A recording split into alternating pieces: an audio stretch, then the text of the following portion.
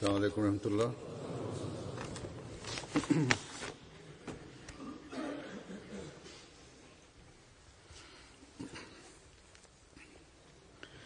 أشهد أن لا إله إلا الله وحده لا شريك له وأشهد أن محمدا عبده ورسوله أما بعد فأعوذ بالله من الشيطان الرجيم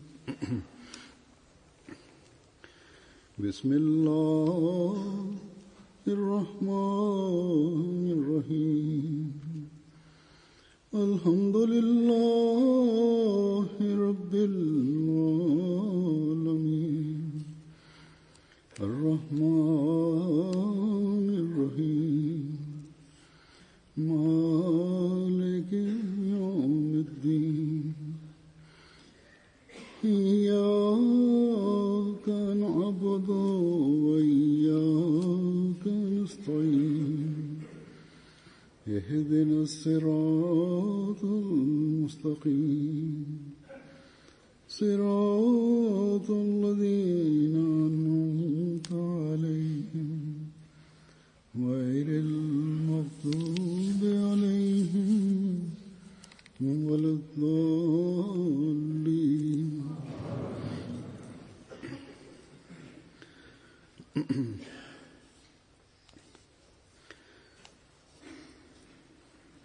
ये दिन कादियान में jalsa salana huko Qadian. Kuanzia kesho insha Allah taala jalsa salana ya Qadian itaanza.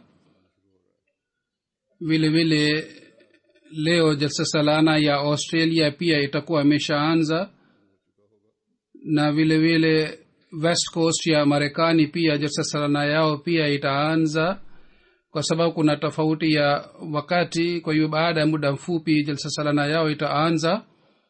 Au labda katika nchi zingine pia siku hizi mkutano wa mwaka unafanyika au utafanyika hivi karibuni.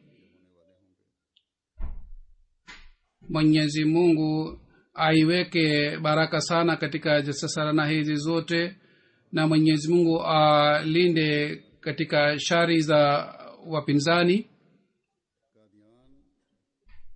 Jalsa salana ya Qadian ni muhimu kwa sababu ya hii pia, kwamba Qadiani, kijiji cha Qadian ambapo jalsa salana inafanyika, na hapo Sayyidina alayhi salatu wasalam alianzisha mkutano wa mwaka baada ya kupata idhini kutoka kwa Mwenyezi Mungu.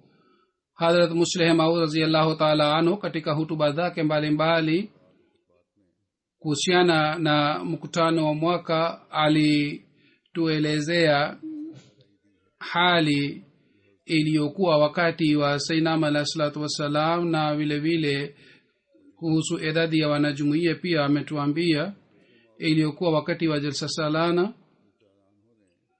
Ikiwa pande moja Muslimud ameeleza habari ya jalsa salana ya Sayyidina alayhi salatu wasalam, vile vile ameeleza ufunuo kadhaa za Sayyidina alayhi salatu wasalam, kwamba namna gani tulishuhudia ufunuo hizi zilitimia na zinaendelea kutimia mpaka leo. Ufunuo kadhaa ni kuhusu wakati ujao, labda ufunuo hizi zimetimia na zitatimia tena baadaye. Kuhusiana na hii, sasa hivi nitasoma baadhi ya maandiko ya Hazrat Muslim Maud radhiyallahu ta'ala anhu kwa kueleza mkutano wa mwaka uliofanyika wakati wa Sayyidina alayhi salatu wasalam mwanzoni. Hazrat Muslim Maud anaeleza athari aliyopata wakati wa watoto wake, na vile vile anaeleza hali ya mkutano wa mwaka. Alieleza hayo mwaka 1936. Anasema kwamba miaka 40 iliyopita takriban, mahali ambapo ni madrasa Ahmadiyya ambapo watoto wanasoma, kulikuwa ukuta uliobomoka. Ukuta ulijengwa kwa ajili ya kuzingira kijiji cha Qadian, Hazrat Muslim anasema kwamba ukuta ule ulijengwa kwa ajili ya ulinzi uliojengwa nje ya Qadian, na ilikuwa pana sana, hata gari ya farasi ilikuwa inaweza kutembea juu ya ukuta ule. Baadaye serikali ya Uingereza ilipobomoa ukuta ule, kipande chake kadhaa kilibaki, na Sayyidina alayhi salam alichukua sehemu ile kwa ajili ya kujenga nyumba kwa ajili ya wageni, na ardhi ile ilikuwa ndefu kidogo. Hazrat Muslim anasema siwezi kusema kwamba wakati ule ilikuwa mwaka 93, 94, 98, lakini siku zile zilikuwa siku za Desemba, na msimu ulikuwa msimu huu na mwezi ulikuwa huu. Wanajumuiya kadhaa ambao walikuwa hawajiiti wanajumuiya, kwa sababu jumuiya ilikuwa haijulikani bado kwa jina la Jumuiya Ahmadiyya, kwa sababu jumuiya ilipewa jina la Ahmadiyya katika mwaka 1901, na kabla ya mwaka ule jumuiya ilikuwa haijulikani kwa jina la Ahmadiyya, na wao walikuwa hawajulikani kwa jina la wanajumuiya, lakini wao walikuja kwa lengo hili la kuhudhuria mkutano wa mwaka, na walikuja Qadian. Hadha Muslim anasema mimi sikumbuki kwamba mkutano wote ulifanyika pale au mkutano sehemu kadhaa mkutano ulifanyika msikitini, kwa sababu wakati ule mimi nilikuwa mtoto wa miaka 7 au 8. Kwa hiyo sikumbuki vizuri hali ilivyokuwa wakati ule. Wakati ule nilikuwa sijui muhimu wa mkutano ule, lakini nakumbuka kwamba nilikuwa nakimbia pale na nilikuwa nacheza pale ambapo watu walikuwa wamekaa, na kwa ajili yangu ilikuwa jambo la kushangaa sana kwamba watu kadhaa wamejumuika pale juu ya ukuta ule. Mkeka moja uliwekwa, na juu ya mkeka ule Sayyidina alayhi salam alikuwa amekaa, na watu kadhaa walikuwa wamekaa pale juu ya mkeka ule ambao walikuja kwa ajili ya kuhudhuria mkutano wa mwaka. Halifa wa pili anasema labda mimi sikumbuki vizuri kwamba ilikuwa mkeka moja miwili, lakini sawa na kumbukumbu langu ulikuwa mkeka mmoja tu. Juu ya mkeka ule watu kadhaa walikuwa wamekaa, labda walikuwa 150 au 200, na pamoja na watoto walikuwa labda 250. Na Sayyidina alayhi salam aliandika orodha yao walihudhuria mkutano wa mwaka ule.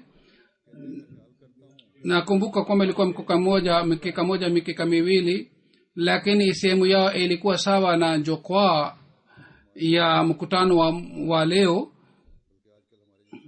Anasema siwezi kusema kwamba kwa nini, lakini najua kwamba mkeka ule sehemu yake ilibadilishwa mara 3, yani iliwekwa kwanza sehemu moja, baada ya muda mfupi ilichukuliwa na iliwekwa sehemu nyingine, baada ya muda mfupi ulichukuliwa kutoka pale pia na iliwekwa sehemu nyingine, na mara ya 3 ilikalishwa sehemu nyingine. Mimi kwa sababu ya watoto wangu siwezi kusema kwamba wale waliohudhuria watu wanawazuia kwamba hamruhusiwi kukalisha mkeka hapa, au ilikuwa sababu nyingine sikumbuki, lakini nakumbuka kwamba mkeka ulikalishwa mara 3 katika sehemu mbalimbali. Halifa mtukufu anasema kwamba wanajumuiya walioenda kuhudhuria mkutano wa mwaka huu wao labda hawawezi kujua hali halisi iliyokuwa wakati ule. Siku hizi uwanja wa mkutano wa mwaka mkubwa umejengwa na ukuta umejengwa kwa kuzingira uwanja ule, na juhudi inafanywa kwamba wageni wapate starehe. Wakati 1936 halifa wa pili alipoeleza hali ile, baada ya mwaka ule jalsa salana iliendelea kuboreshwa. Baadaye katika Qadian ilikuja wakati wa partition kwamba Darul Masih na wanajumuiya kadhaa tu walibaki katika kijiji cha Qadian. Hata mamia tu walibaki pale, na wengine wote walilazimika kuhama kutoka Qadian. Na wanajumuiya waliobaki pale walikuwa maskini, walikuwa si matajiri sana, lakini leo tena kwa fadhila za Mwenyezi Mungu katika Qadian jalsa salana inaendelea kupanuka zaidi na kijiji cha Kadian pia kinaendelea kupanuka, na watu waliokwenda kule mara kwanza wanaona hali hii ya siku hizi ya Kadian wakati imepanuka sana. Lakini tunaposoma historia tunakuta kwamba Mwenyezi Mungu ametujalia fadhila chungu mzima sana. Leo au siku hizi wana wenyeji wa Rabua pia watakuwa hawana utulivu, lakini wao pia wajue kwamba hali haibaki ya aina moja wakati wote. Inshallah taala hali ya kule pia itabadilika, na inshallah wao pia watafanya mkutano wao. Lakini wenyeji wa Rabua wanatakiwa wazingatie maombi sana, wafanye maombi sana. Wenyeji wa Pakistan wanatakiwa wafanye maombi sana. Mwenyezi Mungu asema wala tahinu wala tahzanu wa antumul a'launa in kuntum mu'minin, yani nyinyi msionyeshe udhaifu, msiwe wavivu wala msihuzunike. Bila shaka nyinyi mtashinda na nyinyi mtapata ushindi ikiwa nyinyi ni waaminio. Yani ameweka sharti kwamba ikiwa nyinyi waaminio mtapata ushindi. Basi kuboreka kwa imani na kufanya maombi ni jambo ambalo linavuta fadhila za Mwenyezi Mungu, na hali inabadilika kwa sababu ya hii. Hazrat Musleh Maud radhiyallahu ta'ala anhu anaeleza zaidi kuhusu tukio lile kwamba watu waliokuwepo pale ambao walikuwa wanaambiwa kwamba waondoke kutoka pale, wale watu walikuja kwa nia hii kwamba Islam imedhoofishwa duniani na watu wamekuja kuzima nuru. Kwa hiyo bila nuru hii mwanga hauwezi kupatikana duniani. Yani nuru hii ni nuru ya Mtume Muhammad sallallahu alaihi wasallam na Islam, na wanataka kuzima kabisa na kufuta nuru hii duniani. Anasema katika dunia hii ya bilioni 1 na milioni 3 ni watu 200 au 250. Wengi wao ni wale ambao wamevaa mavazi ya kawaida, na miongoni wa hawa walikuwa wachache tu ambao walikuwa katika hali ya wasitani sawa na hali ya bara la Hindi, na walijumuika pale kwa nia hii, na kwa nia hii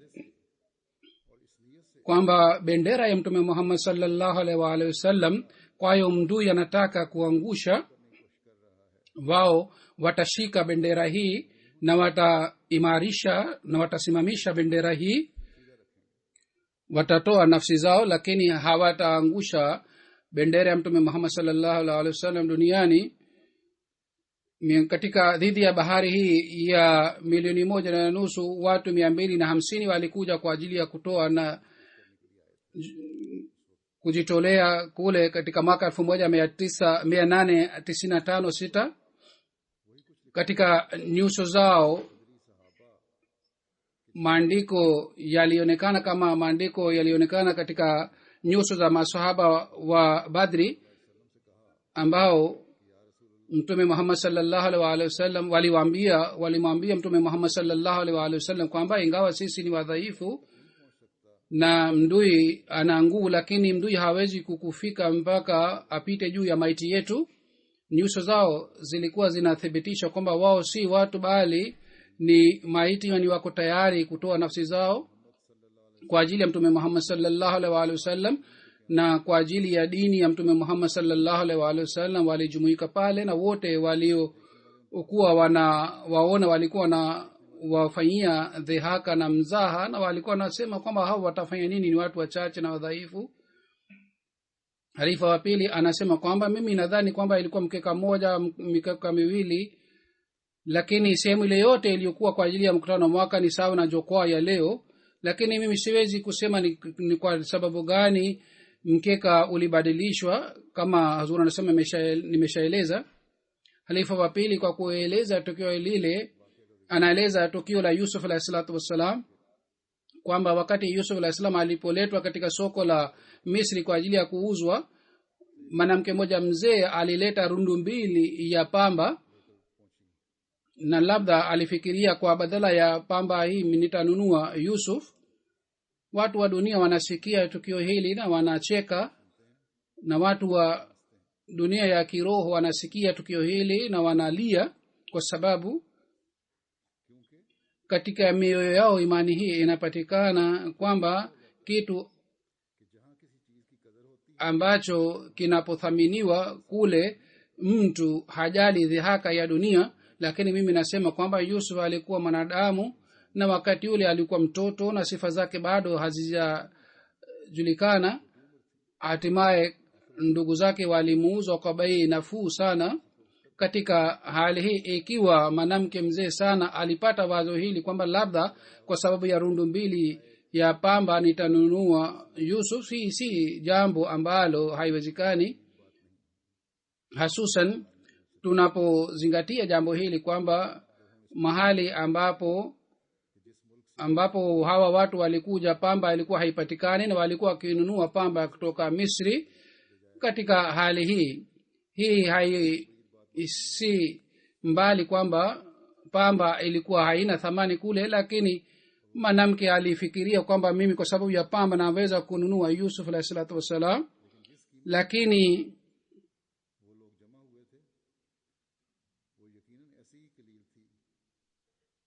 hawa watu ambao waliojumuika karibu na Sayyidina alayhi salatu wasalam 200 au 250, wao waliojumuika pale walikuwa si matajiri sana, lakini wao waliojumuika pale ni kwa sababu ya mapenzi ambayo yanaweka pazia katika akili ya mwanadamu. Yule mwanamke alifikiria kuhusu Yusuf alayhi salatu wasalam kwamba thamani ya Yusuf ni rundu mbili ya pamba, lakini hapa wale masahaba walikuwa pamoja na Sayyidina alayhi salatu wasalam, thamani yao ilikuwa mapenzi. Na kwa sababu ya mapenzi mtu anafanya mambo ambayo si ya kawaida. Wale watu 200 au 250 waliojumuika pale, mioyo yao ililia mbele ya arshi ya Mwenyezi Mungu. Bila shaka wengi wao ni wale ambao wazazi wao watakuwa hai, labda wengine wenyewe walikuwa mababu. Lakini wakati dunia ilipocheka na ilipowafanyia mzaha, na wakati wao walipoachwa na jamaa zao na waliposema kwamba nendeni nyinyi wajinga, msije karibu nasi, yani wao walipojiunga na jumuiya, ingawa wao walikuwa wazee na walikuwa wakubwa, labda mababu na walikuwa mababa, lakini walifukuzwa na jamaa zao kwamba msikae hapa kwa sababu mmejiunga na jumuiya. Lakini kwa kuwa na hali hii wakawa wakubwa. Lakini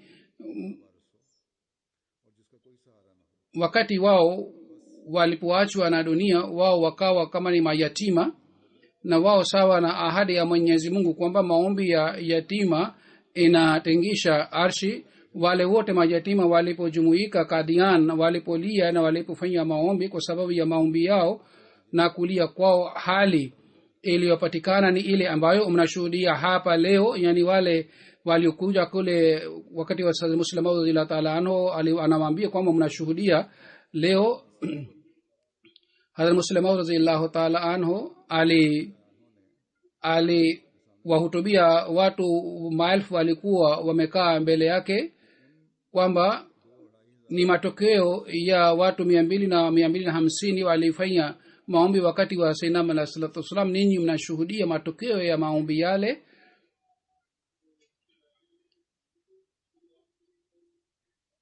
Yani yalikuwa maombi ya wale watu 250, kwa sababu maombi yao nyinyi umekaa hapa katika uwanja ule ule ambapo wao walikuwa wamekaa. Halifa mtukufu anasema kwamba leo, kama nilivyosema, kwamba uwanja wa Qadian uliowekwa kwa ajili ya salana ni mkubwa sana, umepanuka sana. Wanajumuiya wote wanaoishi katika Qadian na waambia wawe kina mama na kina baba kwamba uwanja mkubwa ambapo starehe inapatikana, na kule ambapo zaidi ya lugha moja tafsiri inafanywa na sauti inafikishwa katika lugha mbalimbali. Sasa mnasikiliza hutuba yangu na tafsiri yake inarushwa katika lugha kama 7 au 8, na watu wa mataifa mbalimbali wamekaa katika uwanja huu. Wanajumuiya ambao wamekuja kutoka Pakistan walionyimwa katika haki zao, wao pia wamekaa katika uwanja huu. Hawa wote walete imani ndani ya mioyo yao na wajenge uhusiano na Mwenyezi Mungu ambayo ilikuwa inapatikana katika watu 200 kwao. Mfano wake ametoa Hazrat Musleh Maud radhiyallahu ta'ala anhu. Vile vile kama nilivyosema, katika Australia pia jalsa salana inafanyika, na katika Marekani West Coast pia jalsa salana inafanyika. Katika sehemu yoyote ikiwa wamejumuika kwa nia hii kwamba sisi tutafikisha ujumbe wa Mtume Muhammad sallallahu alaihi wasallam duniani na tutakuja karibu na Mwenyezi Mungu zaidi, na kama wale watu 200 au 250 wakawa kama ni begu, na kwayo miti yenye matunda ilipatikana, na kupanuka kwa Kadhiana uwanja wake, na vile vile kupanuka kwa vizazi, na kupatikana jumuiya kule Marekani na kupanuka kwake, na jumuiya ilipatikana katika Australia na kupanuka kwake. Hali hii tunashuhudia katika Australia pia. Mashaallah, viwanja vinanunuliwa kwa ajili ya jumuiya. Ikiwa nyinyi mnataka kuboresha uzuri wa hii yote, basi mnalazimika kuboresha imani yenu katika hali hii. Pengine kujumuika kwa ajili ya jalsa salana hii haitoshi.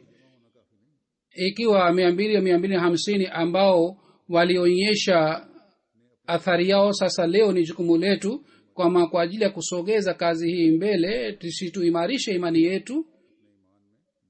Kisha kama ni ahadi ya Mwenyezi Mungu kwamba sisi tutapata ushindi inshallah.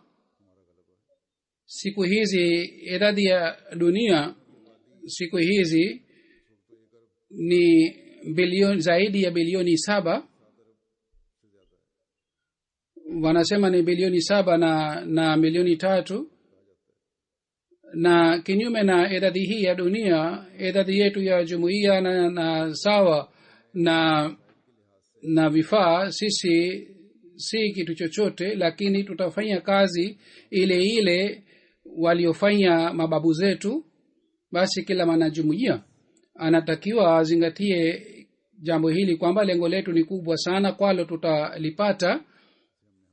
Na hawa watu wote ambao wamekusanyika, wamehudhuria mkutano wa mwaka kule Kadhian, wakumbuke kwamba wafanye maombi sana siku hizi. Hazrat Musleh Maud radhiyallahu ta'ala anhu kwa kueleza jambo hili kwamba Sayyidina alayhi salatu wassalam alionyesha nishani chungu mzima, na watu walishuhudia nishani hizi kiasi hiki kwamba hatuwezi kuhesabu, na nishani hizi inaonyesha uzuri wake. Hazrat Masih Maud alayhi salatu wassalam anaeleza ufunuo wake moja, yatika min kulli fajjin amik, na yatuna min kulli fajjin amik,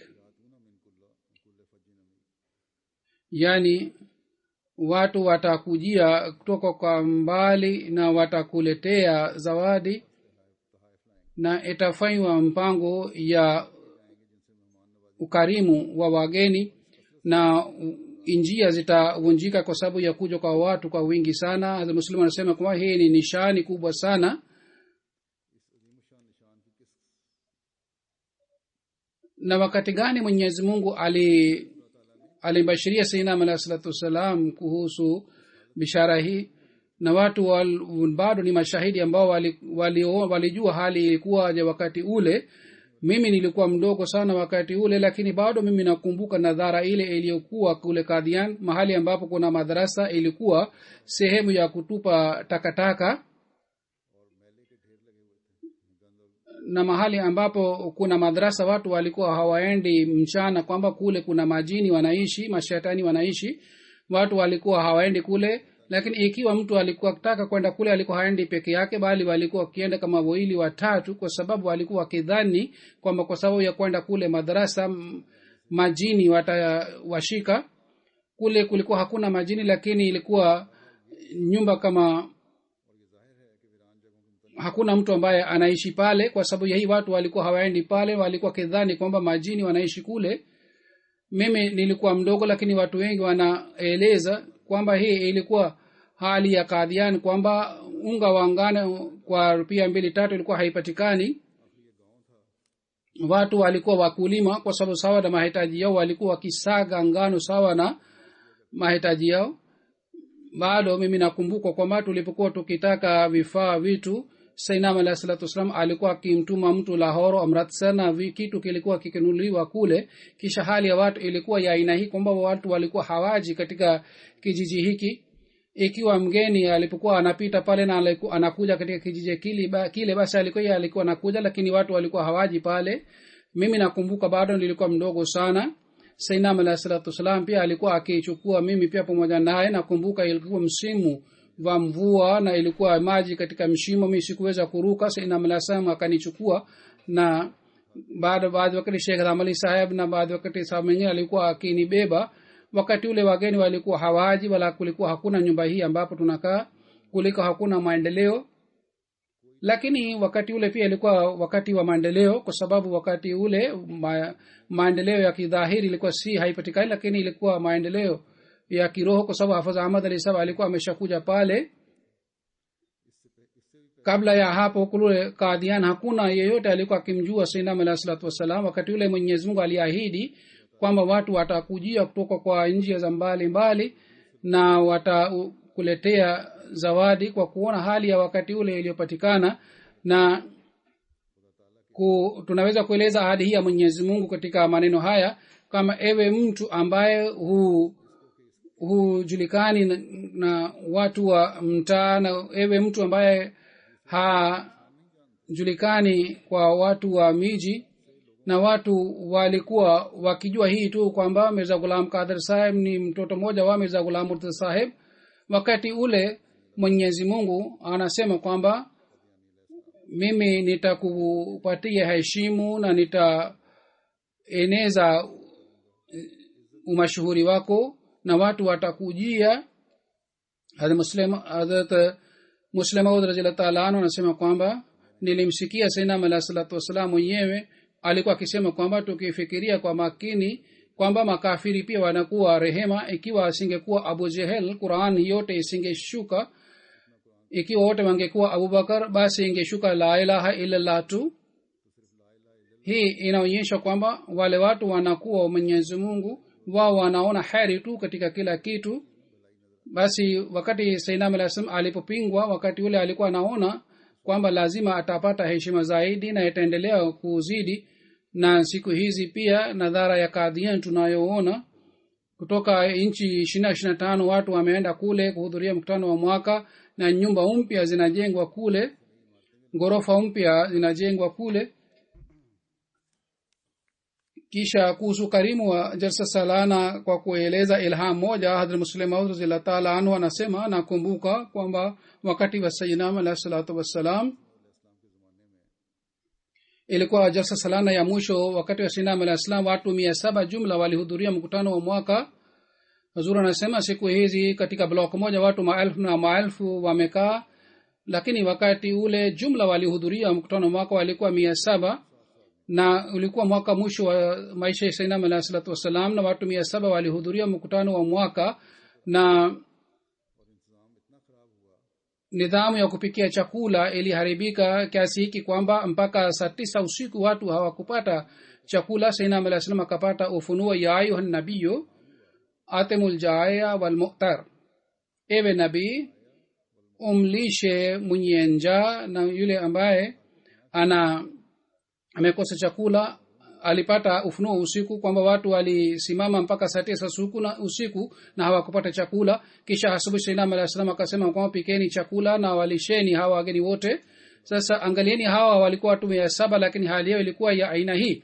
Lakini hali ya hawa masahaba imani yao ilikuwa ya aina hii kwamba wakati sayyidina alayhi wasallam alikuwa akitoka nje kwa ajili ya kutembelea, hao wote walikuwa kienda pamoja naye. Wengi wao walikuwa hawakuona nadhara hii kwa sababu nje ya Qadian watu wachache tu walikuwa kienda kutembea pamoja na kiongozi wao, lakini hapa Qadian watu hawa wote walikuwa wakitembea pamoja na sayyidina alayhi wasallam. Kwa hiyo ilikuwa kitu cha kushangaa kwa ajili yao. Watu walikuwa wanasukumana. Sayyidina alayhi wasallam alikuwa akitembea kidogo, kiatu chake kilikuwa toka katika mguu wake, na mtu mwanajumuiya wa sahaba moja alikuwa akimvisha kiatu tena. Baada muda mfupi tena kiatu kilikuwa kikitoka, na tena sahaba moja alikuwa akimvisha kiatu. Hii ilikuwa hali ya wakati ule alipokuwa akienda kwa ajili ya kutembelea nje. Mtu mmoja ambaye alikuwa mkulima, alikuwa mwanajumuiya, akamwambia mkulima mwingine alikuwa mwanajumuiya katika lugha ya Kipunjabi, tumasimu dast panja lele, yani je umepeana mkono na sayyidina alayhi salatu wasalam au la? Akasema ete dast panja lenda kila vela, yani hapa hakuna nafasi ya kupeana mkono kwa sababu hakuna mtu ambaye anayeniruhusu kwamba niende karibu na sayyidina alayhi salatu wasalam, yani watu ni wengi sana. Kwa kusikia yule mkulima wa kwanza akasema, utapataje lini tena nafasi hata kama wewe unakatwa vipande vipande, lakini uende karibu na sayyidina alayhi wasallam upeane mkono naye. Hii ndio ni wakati ambao tulishuhudia wakati wa sayyidina alayhi wasallam, lakini sasa hii ni wakati ambao tunashuhudia kwamba watu maelfu wamekuja kuhudhuria mkutano wa mwaka. Hazur anasema kwamba ilikuja wakati kwamba chakula kwa ajili ya watu 700 chakula ilikuwa ngumu kupika, na sayyidina alayhi wasallam mwenyewe alisimamia upishaji siku ile kwa sababu ilikuwa ngumu sana kupika chakula kwa ajili ya 700. Lakini leo kwa fadhila za Mwenyezi Mungu tunaona msaada wa Mwenyezi Mungu uliopo pamoja na sayyidina alayhi wasallam, kwamba watu maelfu kutoka katika mataifa mbalimbali wamekusanyika kule Qadian. Chakula kinapikwa sawa na hali yao na sawa na tabia yao, na vile vile katika jalsa zingine pia inatokea hivyo hivyo.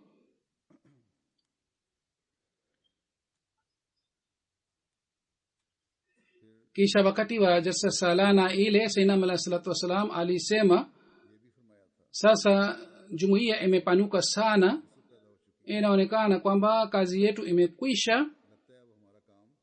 Hadhrat Muslim Maud anasema katika mwaka mwisho wa sayyidina alayhi wasallam watu walijumuika pale, walikuwa 700. Sayyidina alayhi wasallam wakati ule alikuwa anasema mara kwa mara kwamba kazi ambayo nilikuja kufanya kazi ile imeshafanyika.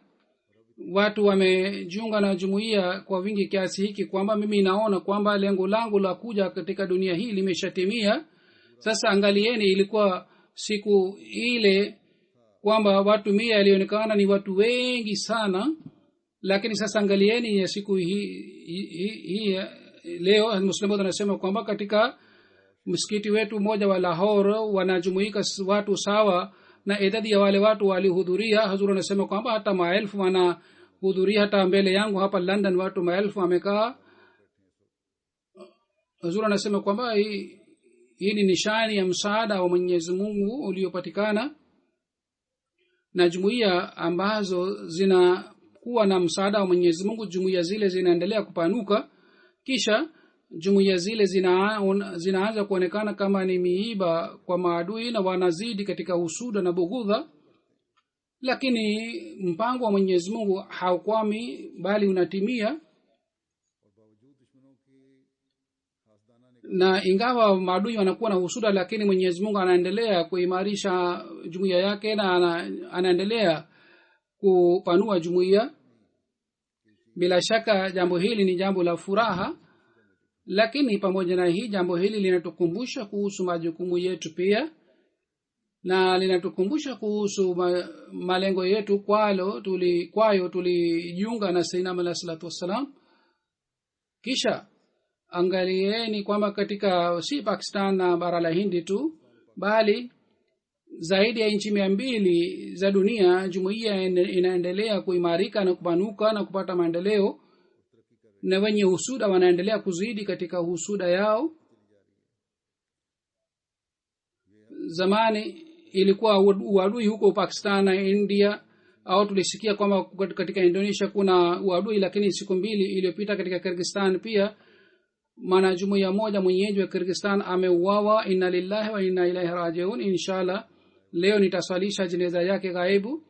Vile vile muda mfupi uliopita katika Bangladesh pia wanajumuiya walikuwa na swali Ijumaa katika mji moja. Wakati wa swala ya Ijumaa bomu lilipuka katika msikiti. Ilionekana kwamba ni suicide bomber, lakini wanajumuiya kadhaa wamejeruhiwa. Nitapata taarifa yake baadaye. Mwenyezi Mungu awalinde wale wote waliojeruhiwa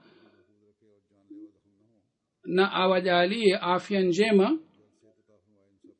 Kwa hiyo usuda hii na upinzani huu, kwa kuona maendeleo ya jumuiya yanaendelea kuzidi duniani na itazidi zaidi, lakini mpango wa Mwenyezi Mungu lazima utapata ushindi. Jumuiya inapata maendeleo na itaendelea kupata maendeleo. Hazrat Masih Maud alayhi salatu wassalam alipata ufunuo moja ambayo ina maana 2. Hatuwezi kufanya maana yake moja, wala hatujui kwamba hii ilham itatimia lini. Ilham ile ni hii langar uthado, yani ongoa langa. Sayyidina Muhammad sallallahu alayhi wasallam anasema kwamba ikiwa tunafanya maana ya langa ya meli, yani wakati langa inapowekwa kwa ajili ya kusimamisha meli, basi Mungu anasema kwamba ngoeni langa, yani sasa fikisheni ujumbe wa Islam duniani kote. Lakini ikiwa tunafanya langa maana ya nyumba ya wageni, maana yake inaweza kuwa hivi kwamba sasa wageni wanakuja wengi sana, hatuwezi kufanya mpango wa chakula kwa ajili ya wageni wote. Kwa hiyo wageni waambiwe kwamba wao wenyewe wafanye mpango wa chakula. Kwa hiyo hatuwezi kufanya maana moja ya ilham hii ya Sayyidina Muhammad sallallahu alaihi wasallam,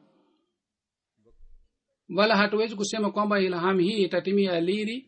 Lakini madamu tunaweza kuwapatia wageni malezi na chakula, tutapatia sawa na ilham ya wase makanaka, tutaendelea kufanya hivi. Basi kwa ajili yake hii, angalau katika Qadian na katika jumuiya zingine mahali ambapo wanaweza kufanya mpango kwa ajili ya malezi ya wageni na chakula, wanatakiwa waendelee kufanya hivi kwa fadhila za Mwenyezi Mungu. Ilham ya Sayyidina alayhi salatu wasalam wase makana kwa chini ya ilham hii katika Qadian.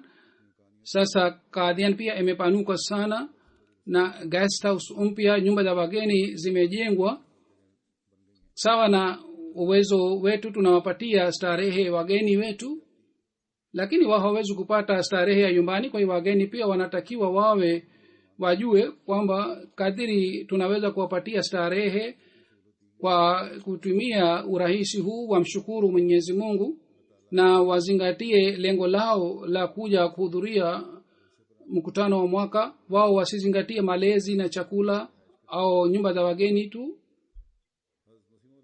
Kuna ufunuo mwingine wa Sayyidina alayhi salatu wasalam. Kwa kueleza ufunuo huu, Hazrat Muslim radhiyallahu ta'ala anhu anasema Sayyidina alayhi salatu wasalam alikuwa na hamu kwamba wanajumuiya wote ambao wanaweza kuja jalsa salana, kwenye jalsa salana waje kuhudhuria mkutano wa jalsa salana kwa ajili ya kusikia hutuba na kumkumbuka Mwenyezi Mungu. Anasema Hazrat Muslim kwamba siku hizi bado sisi hatuna usafiri vizuri nje ya India kama Afghanistan au Iran na vile vile visiwa vingine kule, pia usafiri bado haupatikani. Kisha watu hawajajiunga na jumuiya, yani Hazrat Muslim anasema hali wakati ule watu waliojiunga si matajiri sana, lakini watu wenye uwezo kiasi fulani wanaendelea kuhudhuria. Na ingawa ndege inapatikana kwa sababu ya hii usafiri umekuwa rahisi, lakini hawawezi kuja kuhudhuria mkutanoni. Hazrat Muslim anaeleza kwamba watu wa aina hii wakipatikana ama wanaweza kutumia usafiri huu, basi itakuwa rahisi kwao kufika hapa. Lakini watu wa aina hii ambao ni matajiri sana hawapatikani ambao wanaweza kutumia usafiri wa aina hii. Hazur anasema kwamba leo tunapoona kwa fadhila za Mwenyezi Mungu kutoka nchi mbalimbali za dunia wanaenda Qadian. Muslimu anasema kwamba wengi wetu wanajumuia wanaishi katika Pakistan, yani Pakistan na India, na wanaume wengi wanaweza kuja kuhudhuria mkutano wa mwaka. Anasema duniani wanapatikana watu wengi ambao maendeleo yanapatikana wanakuwa wavivu. Hazur anasema jambo hili ni lenye maana sana. Hazur Muslimu anasema kwamba nataka kuwaambia watu wa aina hii kwamba kila mtu ambaye anaweza kuja kuhudhuria mkutano wa mwaka yeye anakuwa mvivu kwa na haji hapa, basi athari yake itapatikana juu ya majirani yake na juu ya watu wa nyumbani. Na wale watu ambao wanakuja kuhudhuria mkutano na wanaleta watoto wao, jumuiya inabaki katika familia yao. Ingawa watoto wanakuwa wadogo sana, hawajui kuhusu elimu, lakini wanaendelea kuambia wazazi wao kwamba baba tuende Qadian kwa ajili ya kutembelea. Kwa hiyo kutoka utoto wao jumuiya inakaa katika nyumbani kwao.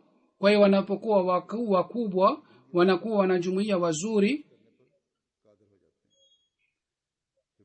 Na mkutano wa mwaka inaleta athari mzuri sana juu ya watoto wanapata athari sana. Kwa hiyo baada ya kuhudhuria mkutano wa mwaka wanashuhudia hali ya kiroho na vile vile anapata utulivu pia. Kwa hiyo mkutano huu unakuwa jambo la kumbukumbu kwa ajili yake. Hazur anasema watu wa Qadian wanatakiwa lazima wahudhurie mkutano wa mwaka, lakini wanajumuiya wanatakiwa wahudhurie katika mkutano wao wa nchi yao. Al-Muslimu anasema kwamba watoto wanapoletwa na wazazi wao, watoto wao wanawahimiza na wazazi wao kwamba wao pia waende mkutanoni. Basi kwa sababu ya kutokuwa na sababu yoyote kutokuja Qadian, au ikiwa mtu anaweza kutanguliza jalsa salana juu ya mambo mengine yote lakini hafanyi hivi, basi mtu huyo anafanya dhuluma juu ya watoto wake na anaasi amri ya Sayyidina Muhammad sallallahu alaihi wasallam na anadhulumu watoto wake pia. Hazur anasema wanajumuiya wa India wanatakiwa waje Qadian kwa ajili ya mkutano wa mwaka. Hadha Muslimu amesema kwamba kweli ni kwamba katika jumuiya yetu matajiri hawapatikani na usafiri unaotakiwa kwa ajili ya kufika haraka ni ghali sana. Kwa hiyo katika hali hii hawezi kufika Qadian, lakini kwa fadhila za Mwenyezi Mungu watu matajiri wakijiunga na jumuiya na wanaweza kubeba gharama yote ya usafiri, basi katika hali hii kutoka katika nchi zote za dunia watu watakuja hapa Qadian. Hazur anasema kwa miaka 60 iliyopita ilionekana ni ngumu sana kwamba watu kutoka nchi mbalimbali watakuja Qadian, lakini leo tunaposhuhudia tunaona kwamba ni fadhila za Mwenyezi Mungu kwamba watu wamekuja kutoka katika nchi mbalimbali. Hazrat Muslimu anasema kwamba labda katika Marekani watu matajiri wapatikane katika jumuiya yetu na wabebe gharama ya usafiri wao pamoja na haji, wanalazimika kwamba mara moja mara mbili waje Qadian kwa ajili ya kuhudhuria mkutano mwaka. Hazur anasema shutuma inaletwa kwamba wanajumuiya hawaendi kuhiji, badala yake wanaenda Qadian. Hadhi Muslimu anasema kwamba wanajumuiya kwanza wanalazimika kwenda kuhiji, wale ambao wana uwezo pamoja na hii wanatakiwa waende Qadian pia, kwa sababu katika Qadian baraka ya elimu inapatikana. Licha ya kuwa na hali kwamba uhalifa haupatikani, lakini bado mazingira ya kiroho yanapatikana pale. Wale wanakwenda kule wao wanashuhudia jambo hili. Hadhi Muslimu anasema kwamba nategemea kwamba siku itafika kwamba watu wa dunia mbalimbali nchi mbalimbali watakuja hapa. Kuna ruya moja ya Sayyidina Muhammad sallallahu alaihi wasallam, ndani yake ameona kwamba anaruka hewani na anasema kwamba Isa alikuwa akitembea juu ya maji na mimi naruka hewani, na fadhila ya Mwenyezi Mungu juu yangu ni zaidi kuliko Isa alayhi salatu wasalam. Sayyidina alayhi salam aliona ndoto hii sawa na roya hii. Mimi naona kwamba wakati utafika kwamba kama Qadian watu walikuwa wakija kwa ajili ya kwa kutumia gari ya punda, kisha watu walikuja kwa magari, kisha gari ilianza kuja vile vile katika siku za jalsa salana. Baada ya muda mfupi tutapata habari hii kwamba kutoka katika nchi fulani ndege kiasi fulani zimekuja, zimeleta watu. Mambo haya ni mambo ya kushangaa kwa watu wa dunia, lakini si mambo ya kushangaa kwa Mwenyezi Mungu. Kwa fadhila za Mwenyezi Mungu, huzuri anasema kwamba tunaendelea kushuhudia nadhara hii, kama niliyosema kwamba kutoka katika nchi 25 kwa kutumia ndege wameenda Qadian. Vile vile kuna wenyeji wa pale ambao ilikuwa ngumu kwao kuja pale, lakini wamekuja mkutanoni. Na hii pia si mbali kwamba ndege nzima itachukuliwa na itakwenda kule Qadian kwa ajili ya kuhudhuria mkutano wa mwaka inshallah. Mwenyezi Mungu ameamua kwamba kwa ajili ya dini yake baada ya Makka na Madina anataka kufanya Qadian makao makuu yake. Makka na Madina ni sehemu mbili ambapo Sayyidina alayhi salatu wasallam alikuja. Alikuwa mwanzilishi wa Islam na vile vile alikuwa mola wa Sayyidina alayhi salatu wasallam na mwalimu wa Sayyidina alayhi salatu wasallam. Kwa hiyo sehemu hizo zote mbili ni mbora zaidi kuliko Qadian. Lakini baada ya Makka, sehemu ambayo Mwenyezi Mungu amechagua kwa ajili ya mwongozo wa dunia ni sehemu ile ambapo Sayyidina alayhi salatu wasallam alikuja,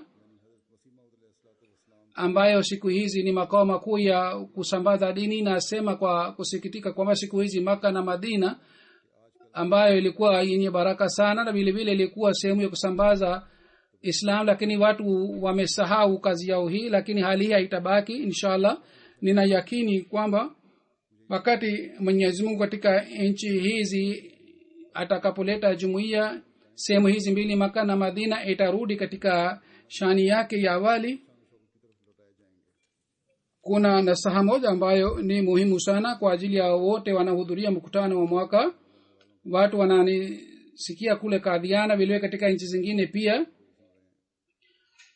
Nasaha ni hii kwamba baada ya kumshukuru Mwenyezi Mungu na wasihi wanajumuiya wote, yani Hazrat Muslim Maud anasema kwamba kitu ambacho kinaleta furaha vile vile usumbufu pia unapatikana, pamoja na maua miiba pia inapatikana, vile vile pamoja na maendeleo husuda na buguza inapatikana, na pamoja na heshima fedheha pia inapatikana. Kwa hiyo katika kupata kitu kizuri upinzani unapatikana njiani. Na ukweli ni kwamba mtu hawezi kustahili kupata mafanikio mpaka apate usumbufu na mateso. Hii ndiyo ni sababu kwamba jumuiya za manabii pia zinapata usumbufu. Baadhi wakati wanapata majaribio ya aina hii kwamba watu ambao wenye imani dhaifu wana retadi. Baadhi wakati mateso madogo yanapatikana, lakini wale ambao wanakuwa na imani dhaifu wanaanguka na wana retadi. Hazrat Muslim Maud anasema kwamba katika Qadian mgeni mmoja alikuja kutoka Qadian. Wakati ule Sayyidina alayhi salatu wasallam baada ya sala ya maghrib alikuwa akikaa na wageni walikuwa wakikutana naye. Hazrat anasema kama nilivyosema kwamba wafuasi wa manabii wanampenda sana nabii wao, na wao kwa kuona nabii hawajali kuhusu kitu kingine chochote. Kama kuna riwaya ya Mufti Muhammad Sadiq Sahib kwamba wakati wa jalsa salana Sayyidina alayhi salam alitoka nje, watu wengi walijumuika pamoja naye, walikusanyika pale. Katika hali hii mtu mmoja akapeana mkono na Sayyidina alayhi salatu wasalam. Mtu mmoja akamuuliza, je, umepeana mkono na Sayyidina alayhi salatu wasalam? Habari yake hii nimeshawahi kueleza. Huyu bana alimwambia kwamba lazima upeane mkono na Sayyidina alayhi salatu wasalam hata kama una kinyagwa, kwa sababu baraka hii huwezi kupata kila siku. Kwa hiyo akaenda na akapeana mkono na Sayyidina alayhi salatu wasalam. ilmuradi kwa kumuona nabii ya Mwenyezi Mungu mtu anapata imani ya hali fulani na anapata jazba, na hali ile ilikuwa ya aina hii kwamba kwa kumuona nabii anataka kuja karibu naye.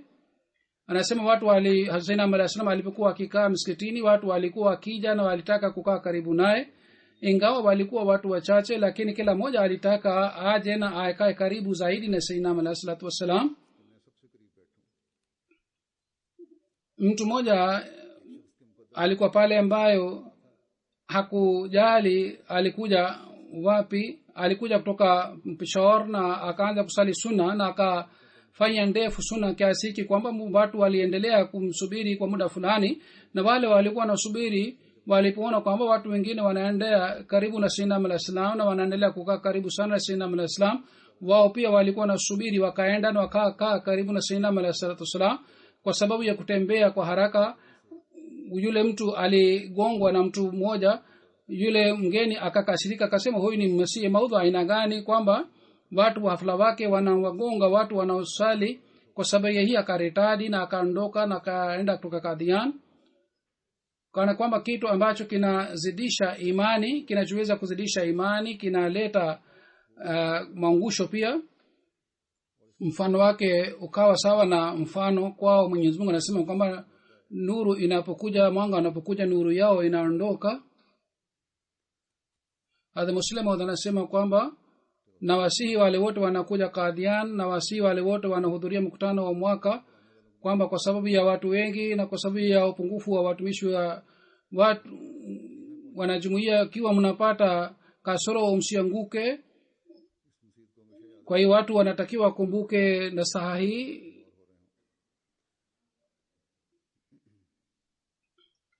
Wale wanaotoa ukarimu wanafanya juhudi kwamba watimize haki yao, lakini baadhi wakati upungufu unabaki, kama niliyosema kwamba leo pia wale walikuja Qadian au katika sehemu nyingine walikuja kuhudhuria mkutano mwaka, ikiwa katika usimamizi wanapata shida, basi wao waonyeshe subra na wasifanye jambo hili kwa ajili ya kurudi nyuma. Mwenyezi Mungu aiweke baraka sana katika jalsa salana ya Qadiana, katika jalsa salana zingine zinazofanyika duniani. Jalsa salana hizi zote ziwe na zilete baraka sana na ziishe kwa rehema yake vizuri, na jalsa hizi zikusanye rehema za Mwenyezi Mungu, na wahudhuriaji wote wawe warithi wa maombi ya Sayyidina alayhi salatu wasalam, na ninyi pia mfanye maombi katika siku hizi. Hazur anasema kama niliyosema kwamba katika ardhi ya Russia, katika nchi ya Kyrgyzstan, zamani ilikuwa ardhi ya Russia, kule mwanajumuiya mmoja ameuawa, jina lake bwana Abdul Jalilov, Yunus Abdul Jalilov, tarehe 22 ya Desember takriban saa 3 asubuhi katika kijiji kimoja cha Kyrgyzstan aliuawa. Watu wawili wakaja pale na wakapiga risasi, na kwa sababu ya hii huyu bwana alifariki. Inna lillahi wa inna ilaihi rajiun. Alikuwa amesimama nje ya nyumba yake pamoja na jirani yake. Watu wawili wakaja na gari na wakaanza kumpiga risasi bana Yunus. Wakapiga risasi 12 na risasi 7 ilipigwa yeye alipigwa, na jirani ilikuwa amesimama pamoja naye, lakini wao hawakumpiga risasi. Alipelekwa hospitalini lakini alifariki. Inna lillahi wa inna ilaihi rajiun. Baba yake na ndugu yake si wanajumuiya. Jamaa zake walimwambia sheikh wao kwa yeye aliongoza jeneza, kwa sababu wanajumuiya walikuwa hawakuweza kufika pale, lakini sheikh pia inaonekana alikuwa na tabia nzuri. Akasema kwamba haitakiwi kwamba tuwaue watu hivi, sisi sote ni watumishi wa Mwenyezi Mungu. Kumuua mtu hivi ni kinyume na mafundisho ya dini tukufu ya Islam. Baadaye wanajumuiya walipofika pale wakaswali sala ya jeneza ya ghaibu katika nyumba yake. Ilikuwa hatari hii pia kwamba kwa sababu watu wa familia ni si wanajumuiya, masheikh watapiga kelele na hawataruhusu kwamba azikwe katika kaburi lao, lakini kwa fadhila za Mwenyezi Mungu alizikwa pale kaburini bila wasiwasi. crime investigation department ya kule mana polisi alikuja alichukua na jumuiya kadhaa katika ofisi yao kule alipewa maelezo kuhusu jumuiya aliambiwa vizuri kuhusu jumuiya kwa kusikia hii huyu ofisa akasema kwamba nilishangaa na sisi tulisikia kinyume na hayo yote mnayosema kuhusu nyinyi akaahidi kwamba sisi sawa na uwezo wetu tutafanya juhudi na juhudi ilifanya polisi ilifanya juhudi na wakakamata wale wawili waliopiga risasi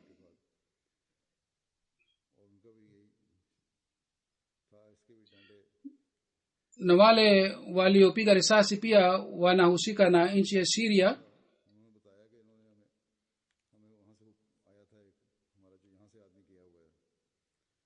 wao walisema kwamba kule tuliambiwa kama kule ni wanajumu wanne tunataka tuwaue hivi karibuni huzuri anasema mwanajumu mmoja alipigwa na kisu alipigwa vibaya na walimua takriban walimwacha pale takriban miezi 6 iliyopita tukio hili lilitokea lakini Mwenyezi Mungu alimjalia afya huyo mwanajumuiya na alipona lakini hapa hawa walikuja na wakamuua Mwenyezi Mungu aiweke roho ya marehemu mahala pema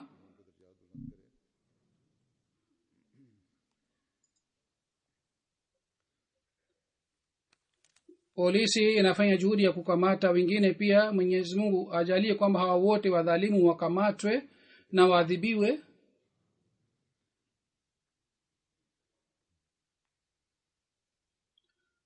wanajumuiya wa pale waliniandikia kwamba kwa sababu ya kuuawa kwa bana Yunus jumuiya ya Kashgar sisi tumehuzunika sana lakini wamesema kama sisi hatuna hofu hata baada ya ushahidi huu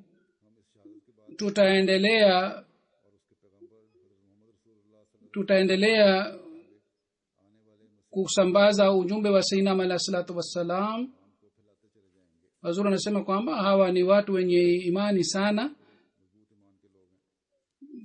bana Yunus Abdul Jalil Saheb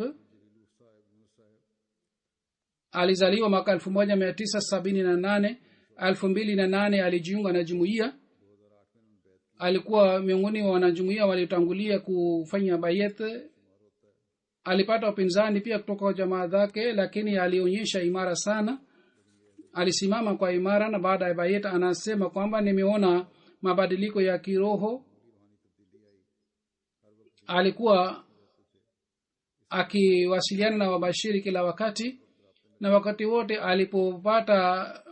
alipojifunza kitu chochote kuhusu dini alikuwa akifurahi sana alikuwa akisali sala 5 wakati wa kuwa kwake alikuwa general secretary wa jumuiya yake katibu mkuu wa jumuiya yake alikuwa mwanajumuiya mwenye bidii sana ameacha mke mabinti watatu na mtoto mmoja binti wa kwanza ni miaka 9 na pili ni 6 watatu ni 3 na mtoto ni mdogo ambaye ana miezi 3 ana umri wake ni miezi 3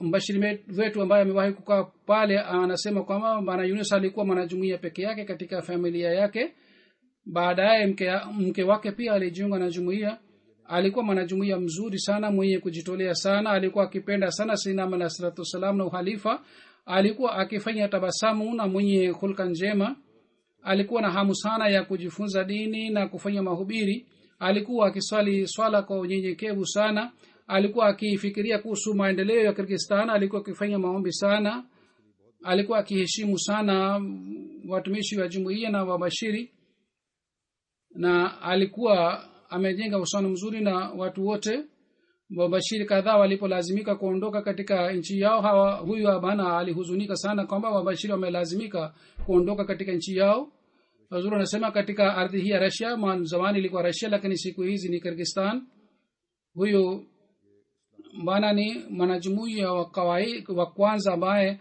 ametoa nafsi yake kwa ajili ya jumuiya Mwenyezi Mungu aendelee kupandisha madaraja yake na kila tone la damu yake livute watu wengi katika jumuiya Mwenyezi Mungu amghofiria aiweke roho yake mahala pema na Mwenyezi Mungu aangalie mwenyewe familia yake na imani yao endelee kuimarika zaidi kama nilisema baada ya swala nitaswalisha jeneza yake ghaibu inshallah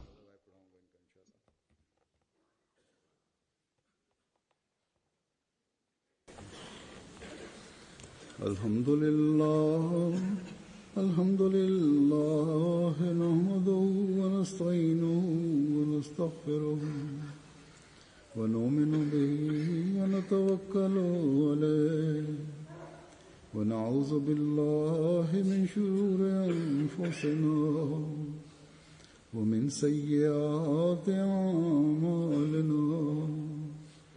من يهده الله فلا مضل له ومن يضلل فلا هادي له ونشهد أن لا إله إلا الله ونشهد أن محمدا عبده ورسوله عباد الله رحمكم الله إن الله يأمر بالعدل والإحسان وإيتاء ذي القربى وينهى عن الفحشاء والمنكر والبغي يعظكم لعلكم تذكرون اذكروا الله يذكركم